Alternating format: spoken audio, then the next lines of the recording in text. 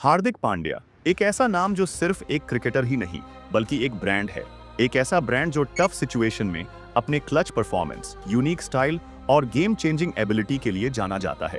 इन्हीं क्वालिटीज की वजह से हार्दिक ने वर्ल्ड क्रिकेट में अपना डोमिनेंस बनाया है। इफ हमें ऐसा ही एक और प्लेयर मिले जो बैटिंग से सेंचुरी ठोके ही बट साथ ही बॉलिंग में भी धमाल मचाए। हाँ, हम बात कर रहे हैं नीतीश कुमार रेड्डी की, जिन्होंने हाल ही में बॉर्डर गावस्कर ट्रॉफी में शानदार सेंचुरी बनाई और कई विकेट भी चटकाए। तो क्या नीतीश कुमार रेड्डी इंडिया के लिए नए हार्दिक पांड्या बन सकते हैं? तो चलिए देखते हैं।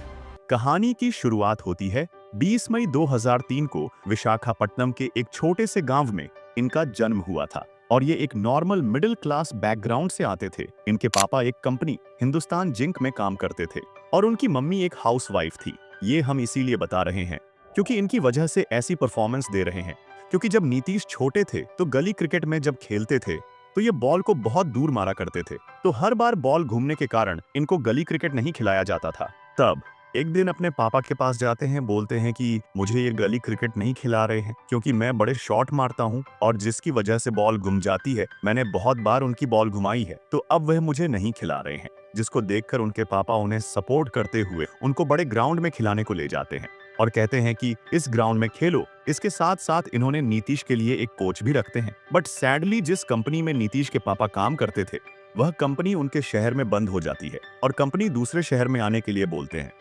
क्योंकि नीतीश वहां काफी अच्छा कर रहा था तो वह नीतीश के लिए उस कंपनी की जॉब छोड़ देते हैं, क्योंकि वो नीतीश को शुरुआत से शुरू करवाते हैं तो शायद उनका क्रिकेट करियर खत्म हो जाए। और दूसरा ऑप्शन था वह यहीं रहे, और क्योंकि नीतीश काफी अच्छा कर रहा था तो वह दूसरा ऑप्शन चूज करते हैं और वह उनकी फैमिली और नीतीश की कोचिंग अपने सेविंग से करते हैं।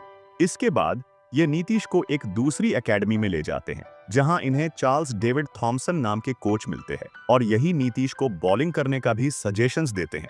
2017 में विजय मर्चेंट ट्रॉफी हुई जिसमें नीतीश एक मैच में 441 रन बनाते हैं और उस पूरे टूर्नामेंट में उन्होंने खतरनाक परफॉर्म किया और इसके चलते इन्हें अंडर 16 में best cricketer of the year का अवार्ड भी दिया गया।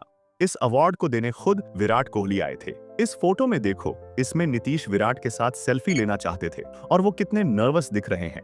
और 2020 में इन्होंने अपना फर्स्ट क्लास डेब्यू करा और 2021 में सीएसके ने इन्हें एजे नेट बॉलर अपनी टीम में लिया और 2023 में एसआरएच ने इन्हें 20 लाख रुपए के बेस प्राइस में खरीदा और इन्हें सिर्फ एजे बॉलर लिया गया, जिसमें इन्हें 2 मैच ही खिलाए गए और इन 2 मैचों में वो बॉलिंग से कुछ खास नहीं कर पाए।